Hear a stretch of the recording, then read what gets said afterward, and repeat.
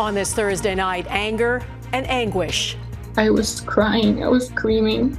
I couldn't believe it. The heartbroken family of Canadian Jacob Flickinger. He died as a hero. He was one of the international aid workers killed by Israel in Gaza. They were chased down, hunted down, and killed. Plus, mounting anger with Israel's government. Could this be a tipping point for the U.S.? Interference intelligence, the CSIS director's revelation about China, hundreds of thousands of dollars, and possible election interference. Caught on camera. Russia's deadly drone attack in Ukraine. And forget April showers, the winter whiteout causing power blackouts in parts of Canada.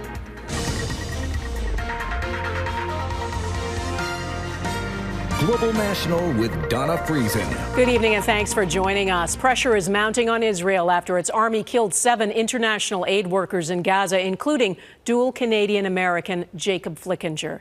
In a phone call, the U.S. president warned Israel's prime minister today future support from the U.S. depends on what Israel now does to protect civilians in Gaza and increase aid. Late today, Israel responded by saying it will take immediate steps to allow in more aid by reopening the Erez border crossing into northern Gaza. The World Central Kitchen workers were killed by several Israeli strikes on what were clearly marked vehicles. The charity believes it was targeted and is demanding an independent investigation. Israel says it was unintentional and will investigate. Benjamin Netanyahu has called it tragic, but said this happens in wartime. No, it doesn't just happen.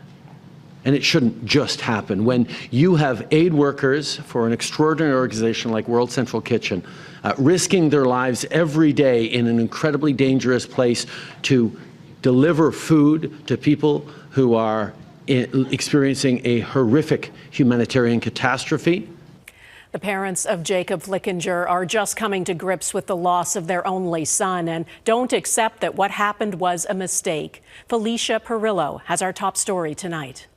John Flickinger and Sylvia Labrecque last spoke to their beloved son, Jacob, on Easter Sunday when they told him how much they were looking forward to his return. The very next day, the 33-year-old died in Gaza while participating in a humanitarian aid mission. He was doing it in order to help others. He was very caring and loving and devoted.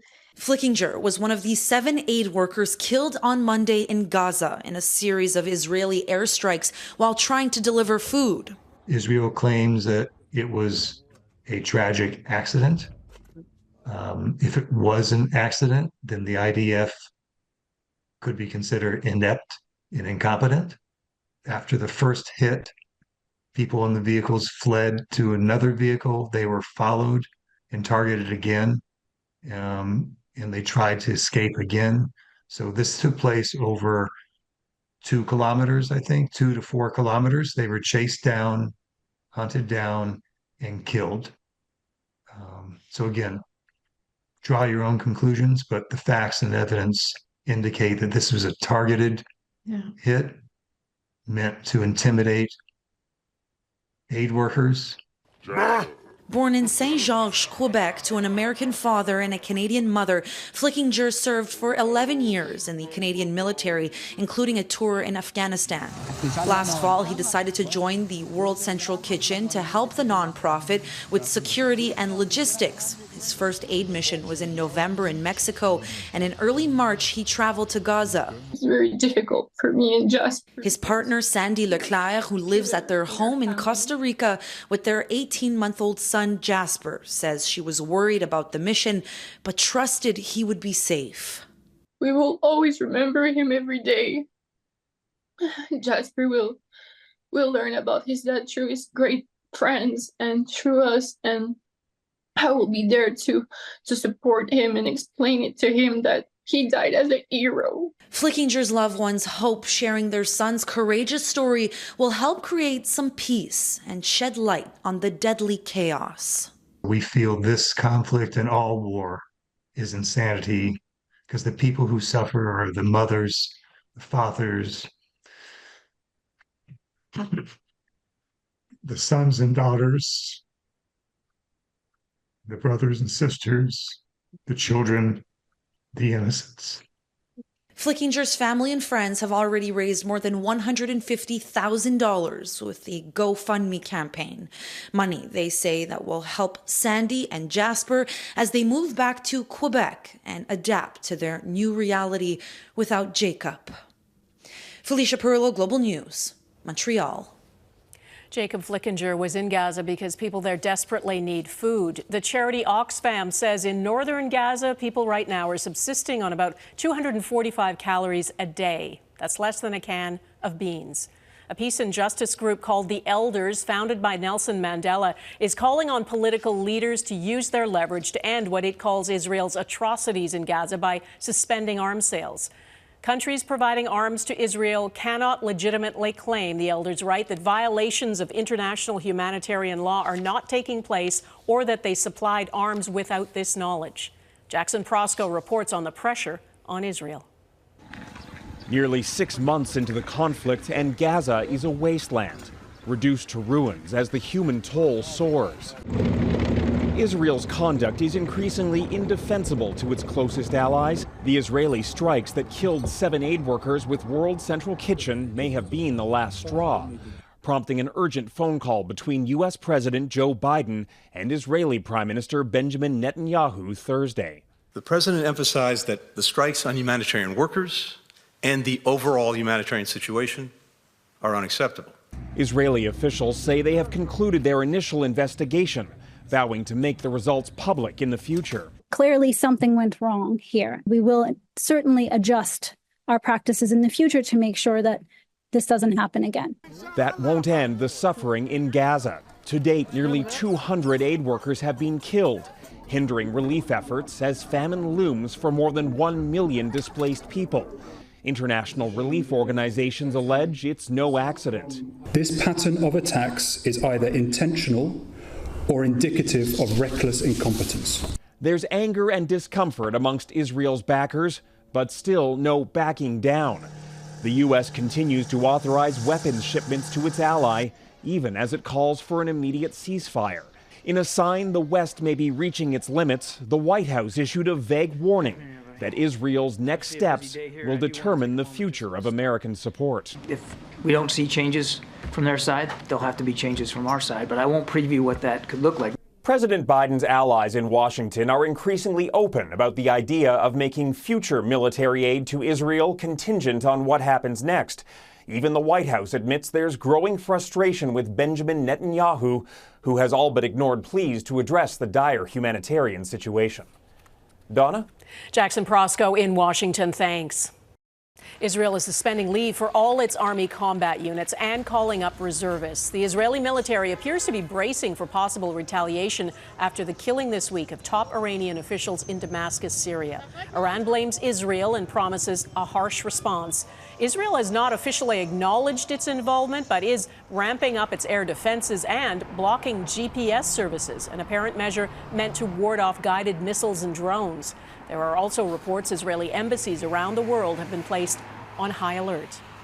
At the public inquiry into foreign interference, the director of CSIS said his agency had intelligence ahead of the 2019 federal election that the government of China attempted to funnel through a network approximately $250,000, possibly to interfere in Canadian elections. Global News first reported on this activity in 2022, citing national security sources. And today, the commission received a summary of classified material produced by CSIS that includes many of the details Global News first reported. Our chief political correspondent, David Aiken, has the details. David. Well, Donna, CSIS Director David Vigneault put this information before the public inquiry with a caveat that this is an intelligence summary and that these are not necessarily a collection of facts, but rather intelligence snapshots collected by CSIS analysts that might require further investigation and context. This information now is in the public domain, and so these are important words of caveats and context I think are relevant at this point. But what that summary says is, 11 political candidates and 13 political staff members were assessed to be either implicated in or impacted by this group of threat actors. The term threat actors, CSIS explained in the document, refers to officials associated with the government in Beijing working, quote, covertly to advance China's interests through Canadian democratic institutions. The information put before the inquiry by CSIS said 7 candidates from the Liberal Party of Canada and 4 candidates from the Conservative Party of Canada were allegedly implicated. CSIS's assessment was that the $250,000 from China was possibly for, quote, foreign interference-related purposes, though most likely not in an attempt to covertly fund the 11 candidates. The CSIS intelligence summary the inquiry now has says the money was transferred via, quote, an influential community leader to the staff member of a 2019 federal election candidate and then to an Ontario MPP. And those, Donna, are all the details that CSIS would put on the public record today before the inquiry. But the judge heading that inquiry, Marie-Josée Rogue, she also has access to all the secret intelligence that could not be released as she considers what to put in her first report on this matter. It's due May the 3rd. Donna. And David, where are these documents coming from? How is it we know what CSIS was looking at? The original documents are still highly classified. They are not being publicly released at this point. So while CSIS is not disclosing how they got this information or what exactly it looked like, they are releasing these high-level summaries of their intelligence analysis. This information never would have seen the light of day without a public inquiry, and there is still more information that we don't know, secret details the Commission will look at behind closed doors. Donna? Okay, David in Ottawa, thank you. The NDP has announced 3 longtime MPs are bowing out of politics and will not run in the next federal election.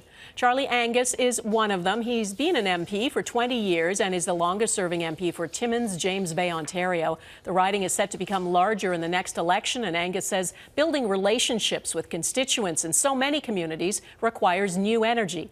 Carol Hughes, another veteran Ontario MP, is exiting politics after 15 years, and NDP whip Rachel Blaney is leaving 9 years after being elected in her BC riding.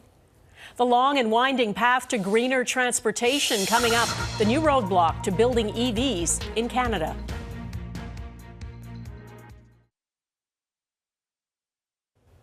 There's a speed bump in Canada's plans to build electric vehicles. American carmaker Ford is delaying the start of EV production at its plant in Oakville, Ontario. Ford's $1.8 billion plan to transform that plant into an EV and battery assembly hub was planned for 2025. It's now pushed to 2027. The company says this will allow more time for the EV market and technology to develop further. Some employees will remain on site. However, a Ford spokesperson says there will be layoffs. More than 2,500 people are employed at that plant.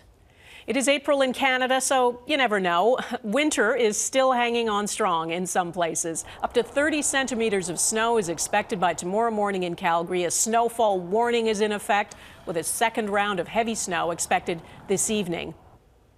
And it was too soon to take off the winter tires in parts of Ontario and Quebec. A spring storm has knocked out power there to hundreds of thousands of customers, closed some schools, blanketed the region with heavy, wet snow.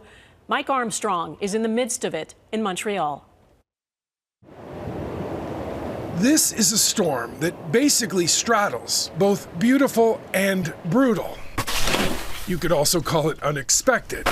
This man, like many others, just took his winter tires off. Yesterday, yeah. That's painful. Yeah, that's painful. We're not going out today. I don't think so. When most Montrealers went to bed, there wasn't a trace of snow anywhere. Well, waking up, there was about 15 centimeters, and it kept coming and coming. April Fool's a little late by 3 days. That's what it feels like. Exactly. Just to give you an idea of how spring-like things felt, basically right up until yesterday, some golf courses in and around Montreal had already opened for the season. Others were getting set to open. Well, this is the first fairway at a course on Montreal's West Island. And as of today, that first round of the season feels a little further away. This storm swept through north of Toronto, moved east through Ottawa, and right out to the Gulf of St. Lawrence. Well, as strange as this snow feels, Environment Canada says for early April, it's not all that uncommon. We should expect it. I mean, or at least it's really a possibility and it's not an outlier. Now, this is a heavy, wet snow. It sticks. It's made driving difficult and pulled down branches and power lines. Hydro-Quebec crews have been dealing with outages from Gatineau through to Quebec City. With power out at this hill and lifts not running, yeah, baby! The only skiers were diehards who walked up. Was mountain biking yesterday and skiing today, so, you know, what could be better? In Montreal, city crews had already transitioned from snow clearing to spring cleanup. They've now stepped back, at least for a bit. The weather will warm up in the coming days, and the remnants of this spring storm won't be around for long. Mike Armstrong, Global News, Montreal. Meteorologist Anthony Farnell is here. Anthony, how long will this last? Donna, this not only is such a large system, but it's also a slow mover. So the effects will be felt for still another couple of days from Ontario through Quebec and into the Maritimes. Now in Toronto, where I am, 50 to 70 millimeters of rain fell yesterday. That was enough to break a record for the date. It also caused flood watches and warnings on some of the rivers and streams, which are still running high today. The rain continues. It's mixing with ice pellets at times, but it's through eastern Ontario into the province of Quebec, New Brunswick, Nova Scotia, that it is a heavy, wet snow, and that is the reason for the power outages. Montreal already up to 25 centimeters, enough to make it the second biggest snowstorm of the entire winter, and now into spring. Of course, Montrealers remember last April, it was not heavy, wet snow that caused problems, but an incredible ice storm. And for Hydro-Quebec, this will be much easier to handle because that snow will start melting tomorrow, getting off of the branches and the power lines. So crews will be out working and getting power back a lot quicker than that ice storm last year. Donna? Well, that's good. Anthony Farnell in Toronto, thanks. Stranded survivors ahead the precarious rescue missions after Taiwan's earthquake.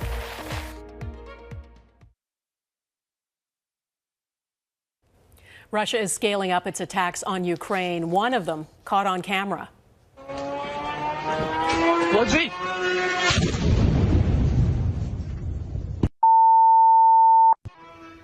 Ukraine says this was the second strike on a residential area of Kharkiv and happened just as emergency personnel were responding to the first attack. At least 4 people were killed, including 3 first responders. At least 6 deaths have also been reported in Russian-controlled parts of southern and eastern Ukraine, Russian officials blaming Ukrainian shelling. All of that was top of mind in Brussels today. NATO marks 75 years since the alliance was founded, designed to ensure the collective peace, democracy, and prosperity of its members. We reaffirmed that Ukraine's future is in NATO. Everyone, including the United States, is going to double back and, as necessary, double down on finding the resources that Ukraine continues to need. Ukraine has not joined NATO yet, but 32 countries representing 1 billion people are part of it, and they've vowed to stay the course with Ukraine, planning a 100 billion euro fund to provide long-term military support to the country. Taiwan's top diplomat in Ottawa says 1 Canadian is still missing after yesterday's powerful earthquake. 2 other Canadians who were visiting Taiwan have been rescued from a national park. The search for other survivors is still underway after the powerful 7.4 magnitude earthquake. At least 10 people have died. More than 1,000 others are injured. Rescuers used drones to locate people trapped by landslides. These hotel workers were left stranded in a national park that's popular with tourists. Crews are also working to reach these workers trapped in the same mountainous region. The first patient to receive a genetically modified kidney transplant from a pig is well enough to go home from the hospital. 62-year-old Richard Slayman was sent home just over 2 weeks after a groundbreaking 4-hour operation. Doctors say his new kidney could last years, but acknowledge there are many unknowns in animal-to-human transplants. Slayman, who's had kidney disease for more than a decade, says his recovery is progressing smoothly and called being back at home one of the happiest moments of his life. Orphaned Orca next. Can this calf be saved by an airlift?